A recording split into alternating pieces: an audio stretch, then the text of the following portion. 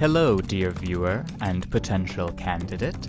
It has been some days and weeks since I saw you all last, and in that time I have begrudgingly accepted the cardboard crown for the position of Blight Lord. Seeing as how there was no other Blight Lord and I made the crown, I might as well take it. I retain my affiliation to those that live within Mist as I too live in Mist, and in the time henceforth have taken charge of the great reforestation of the lands between, with my lover, Lutel the Headless, and Miss Tea Time themselves. As Blight Lord, I promise to commit myself to negative carbon emissions by planting 1 million blight trees by the year 2035. 2035, is that far enough out? Okay. And to facilitate that tall order, I introduce to you my latest concept, Deathblight 2, Bullgoat's Boogaloo. Our previous incarnation of Ms. Tea Time was good, but it was missing something. At first, we tried something fairly poiseless, a bit on the weaker side, though still technically a faith build, since that's its highest damage stat. It was serviceable, but terribly flimsy. A few swipes from a host might even put it away. No, what the build needed was protection. We here at Pure Platinum Prindustries have no illusions of this being some sort of all-or-nothing, helter-skelter glass cannon. Far from it. The glass cannon is a construct of the past, or a culture of victory in the face of impossible odds. With Deathblight 2, we tempt even fate. When you aim to procure Deathblight, you are saying aloud to your opponent, I believe I can win a series of neutral exchanges against you in succession, and you will die because of it. And now, better than ever, the risk of the procurement has never been higher. As you fill the Deathblight meter of any tarnished, it becomes even stronger. They cannot stand in Fia's Mist. They must not stand in it, because even a bit more time in the Cloud of Blight could be the end of their days. The more hits you've scored, the smaller their Deathblight bar becomes. Join me now as we revel in absolute Blight. Blight good, actually. Will it utterly annihilate overly aggressive parties that don't understand Deathblight as a mechanic? Yes. But that will go for any sufficiently advanced strategy. Just like you can spam Dragon Breath or Waves of Piss or whatever, so too can you Deathblight. And Deathblight is definitely not as easy to work with as either of those, so cluelessness to the strategy is a pretty good way to get Deathblighted, yeah. But aside from that, the Deathblight strategy may even be able to compete with far stronger builds than we originally thought. What is Deathblight 2, you ask? Well, it's employing any potential Deathblight strategy, which inevitably involves the Eclipse Shuttle plus at least one of the spells, with sufficient poise to support it. Do I hate poise? Yes, but getting stun-locked between glintstone pebbles and jumping L1s is not fun to do over and over again. This is some insurance against faster weapons and range options. So I've elected to hit at least 58 poise for faster weapon R1s, and you can go up to 68 for fists without sacrificing too much. It can support the leaden hard tier for added poise, the winged crystal tier for light roll, or the windy crystal tier for roll invincibility. I tend not to like relying on crystal tiers for core strategies. It's hard to beat Crimson Burst and Opaline, though. I don't know if this is an opinion any sane person has, but I've come around on this thing. It went from a gimmick idea to a full-fledged strategy. Someone said that this was the Elden Ring equivalent of edging, which I will not deny, but I will also not confirm either.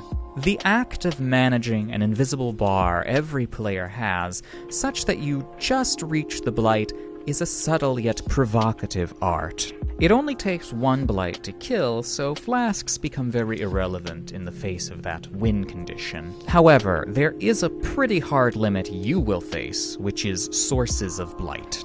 Starlight Shards mitigate this slightly, but it requires maybe 2 FP bars worth of Blight to actually reach sufficient viral load of Blight. Does it become substantially harder versus players of higher level? Yes, it will take longer and be more difficult, but what we're forgetting is that Deathblight is a very slow status effect to recede. You can still have a good chunk of Deathblight on you even moments after a fight has ended, and even then still have some a minute after. In between those engagements, the other player has no such concerns of their own. The Blighter knows that each time they score a hit, they become much closer to victory than the last. By being in a semi-blighted state, you are more susceptible to Blight. Which is why I don't mind someone bolusing too much, because it is an insta-kill after all. This isn't your mother's poison. Blight is more dangerous than Frenzy or Sleep, even if it's harder to proc. And above all, even over-leveled phantoms retain their Deathblight buildup. Blighting a high-level player is difficult, but certainly not impossible. If someone steps inside the range of Fia's Mist, hit them at all costs with the buffed Eclipse Shuttle.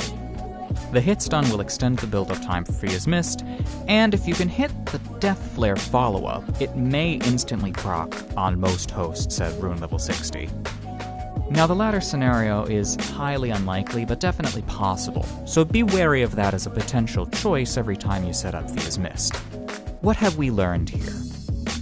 For one, that if you have a suboptimal strategy, something perhaps a little kooky or crazy or unusual or queer in any sort of way, consider, at the very least, giving it all of the dressings of a good build. Regen, Starlight Shards, resources, poise, warming stones, you name it.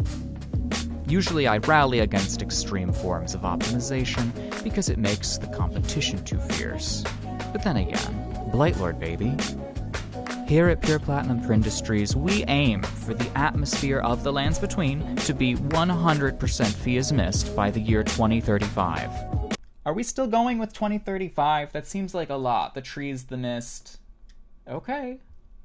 We are assured that this will have no effect on the local ecosystems, as the only ones affected by Deathblight are tarnished, and they aren't even supposed to be here.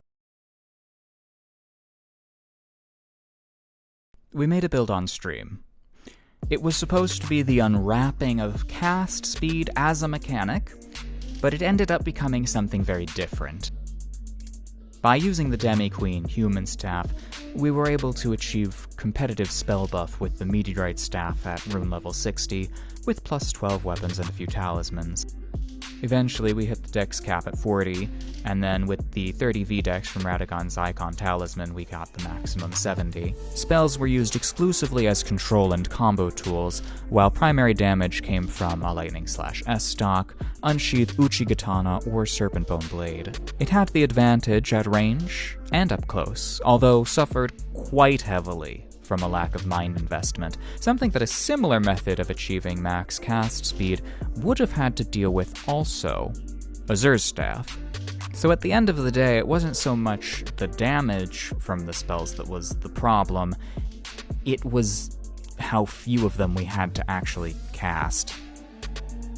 All in all, it was a very silly concept, but I did get a few good clips out of it, and furthermore, developed what I consider to be a more interesting playstyle than pretty much every mage I've done.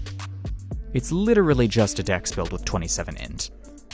At the end of your FP bar, you are still a dex build that does a lot of damage, and can rely on that to support your endgame. This one also sort of suffered from a lack of poise because it needed a lot of talismans to stay afloat. All in all, I think it's worse than the Blight build, even if it looks and feels much cooler to use. Rather than being just a curved sword and a cloud, it's a whole bunch of things, and you can see how that would be appealing. Okay, back to blighting. For the Elden Ring Anniversary Event, thusly hosted by the Dashing Saint, I will be bringing this build, Ms. Tea Time. Is it the best possible build? No. But the arena offers certain advantages that are not present in a duel or invading scenario. Teammates. And with spirit summons, things can get even more messy. Perfect conditions for blight trees. In the absence of blight trees, Regular old corpses will make spectacular compost, which is why I encourage you all to join the Mist Gang conglomerate today and use whichever flavor of mist calls to you, as I cannot recommend one without an obvious conflict of business interests. I will be streaming the event live on twitch.tv/prin_.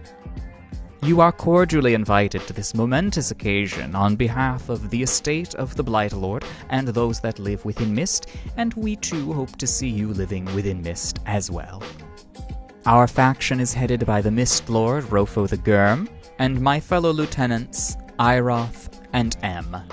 They will be taking care of the PC side of things while I will be hosting on the PlayStation 5. See you then.